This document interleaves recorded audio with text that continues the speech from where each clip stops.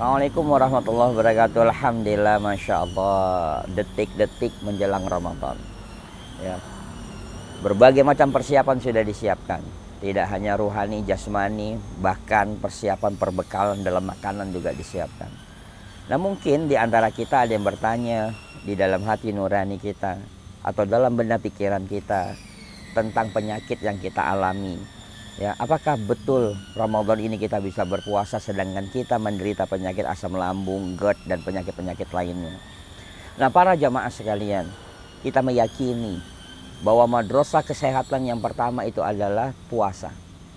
Maka kalau kita meyakini bahwa pendidikan kesehatan yang pertama itu adalah puasa, maka di sini kita harus munculkan tentang bab iman kepada diri kita yang paling kuat, bahwa obat yang paling mujarab itu adalah bagaimana kita membatasi makan dan minum.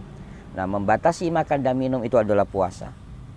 Nah, maka di sini kita harus meyakini dalam konteks keimanan kita bahwa anjuran yang disampaikan oleh Allah dan Rasul-Nya tentang ibadah puasa ini dilengkapi dengan berbagai macam solusi tentang obat yang sangat luar biasa. Nah, maka kekhawatiran kita untuk tidak berpuasa ya, itu harus kita pinggirkan. Karena yang kita munculkan adalah bagaimana konteks keimanan kita. Tapi jangan konyol, para sahabat sekalian. Ya, kita berpuasa kalau tidak disiapkan dengan niat yang benar. Kita berpuasa kalau tidak disiapi dengan sahur yang tepat. Nah, ini akan berbahaya bagi penderita asam lambung, GERD, dan penyakit-penyakit yang lainnya. Nah, makanya Islam memberikan solusi supaya para penderita asam lambung, penderita GERD itu bisa berpuasa dan bisa menikmati hidangan-hidangan Allah yang lainnya di bulan Ramadan. Ya, tidak akan kambuh penyakitnya. Maka solusi yang pertama adalah melakukan niat yang keras bahwa saya akan berpuasa di besok hari. Maka niatnya itu dilakukan di malam hari. Tujuannya untuk apa? Ya, ketika niat di malam hari, maka supaya respon setiap organ akan mempersiapkan diri.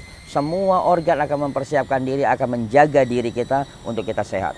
Lambung akan memerlukan enzim yang baik ya, supaya tidak merasakan sakit pada lambungnya. Jadi niat di malam hari. Nah, yang kedua, apa yang harus kita lakukan?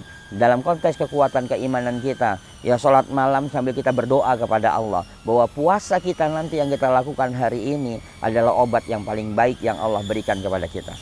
Nah, yang ketiga, sahur diakhirkan. Ya, sahur diakhirkan.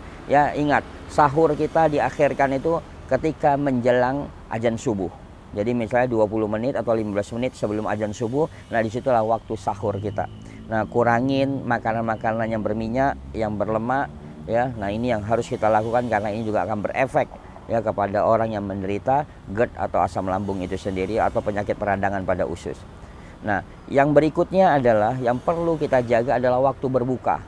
Ya, waktu berbuka puasa kalau bisa tidak minum minuman yang dingin, ya es segala macam, nah itu harus ditinggalkan. Minum yang hangat. Jadi buka puasa dengan kurma dulu. Bagi penderita asam lambung, bagi penderita GERD, maka sebaiknya kurmanya kulitnya dikupas terlebih dahulu, ya supaya apa? Supaya tidak menyayat dinding-dinding usus sehingga ada kenyamanan pada lambung kita. Jadi makan kurma terlebih dahulu, lalu minum 1 teguk air dan berdoalah yang banyak, minta kesembuhan dan munculkan keimanan kita. Berharap penuh kepada Allah di saat kita berbuka puasa, itu adalah solusi yang tepat. Karena tidak ada alasan Allah untuk tidak membuka pintu langit.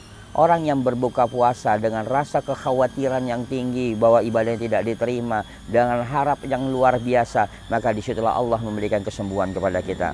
Jadi insya Allah tidak perlu khawatir bagi penderita asam lambung, GERD atau penyakit peradangan usus yang lainnya. Ya, insya Allah Ramadan ini kita yakin Allah akan berikan kesembuhan, Allah akan berikan solusi yang terbaik. Maka insya Allah sehat dengan puasa. Niatkan semuanya karena Allah. Sekali lagi, jangan khawatir untuk berpuasa asalkan niatnya yang benar. Assalamualaikum warahmatullahi wabarakatuh.